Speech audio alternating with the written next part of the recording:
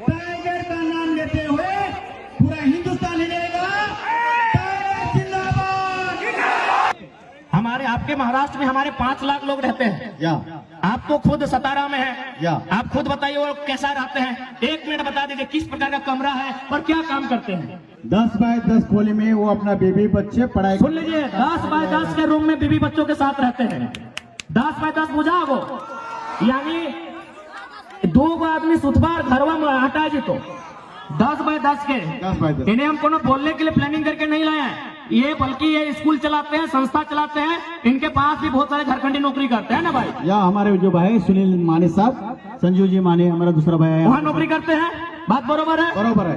10 bye 10 के कमरे में सुन लीजिए, 10 बाय 10 के कमरे में एक मराठी भाई यहाँ खड़ा होकर बोल रहे हैं, आज 50,000 की भीड़ में बोल रहे हैं कि जो झारखंडी वहाँ रहते हैं 10 बाय 10 के कमरे में। उसी कमरे में पत्नी भी रहती है, हाँ पत्नी भी रहते हैं, बच्चे भी रहते हैं, सगे वाले भी रहते हैं, सगे वाले भी रहते गाँव हैं। वाले आएगा नहीं वो भी उधर रहता है। 10 बाय 10 के कमरे में पूरा परिवार रहता है। हमारी लड़ाई कैसे गलत है भाई? कौन हिसाब से गलत है?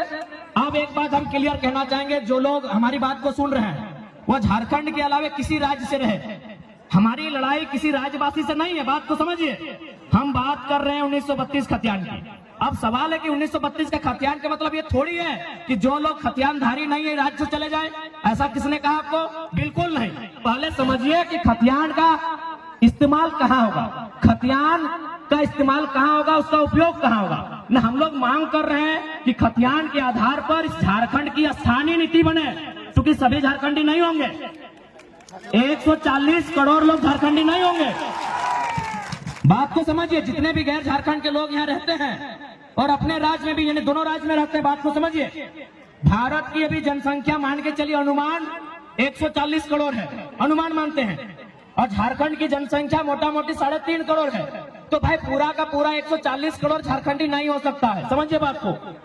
140 करोड़ जो भारत की जनसंख्या है वो सबके सब झारखंडी नहीं हो सकते हैं। तो झारखंडी कौन है? तो जो झारखंड के भूभाग में रहते हैं। तो हमारे खतियान आधारित नीति का मतलब है कि इस राज्य के जो मूलवासी हैं, इस राज्य के बाहर जिनका सरकारी नौकरी के अलावे किसी सरकारी दस्तावेज में कोई नाम नहीं है, क्योंकि बहुत कोई रेलवे का नौकरी करते हैं, कोई इलाहाबाद में है, कोई कानपुर में है, कोई कर सेंट्रल नौकरी कोई कहीं कर सकता है, तो वहां सरकारी नौकरी में उसका नाम हो सकता है, लेकिन उसके अलावे उसका नाम किसी दस्तावेज में नहीं है। वो मूल रूप से झारखंडी है, जिनका सिर्फ यही नाम है, यही दस्तावेज है, यही घर है, यही मकान है, यही सब कुछ है।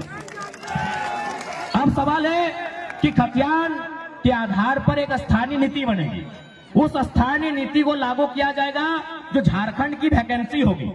झारखंड की वैकेंसी मतलब दरोगा, चपरासी, होमगार्ड, जिला पुलिस, जेपीएससी, जेएसएससी, यानी झारखंड सरकार जो नौकरी निकालेगी, झारखंड सरकार जो बहाली लेगी, उस बहाली में लागू होगा कि जिनके पास स्थानीय प्रमाण पत्र है वही लोग फॉर्म को भरेंगे। इसका मतलब थोड़ी कि आप यहाँ व्यापार नहीं करेंगे, आप यहाँ काम धाम नहीं करेंगे, आप यहाँ रोजी रोजगार नहीं करेंगे, आप यहाँ कंपनी फैक्ट्री में काम नहीं करेंगे। ये गलत है, ये भ्रम है। तो इसलिए जितने भी लोग ऐसे हैं जो इस राज्य के नहीं हैं, आप लोग कृपया भ्रम में ना रहें।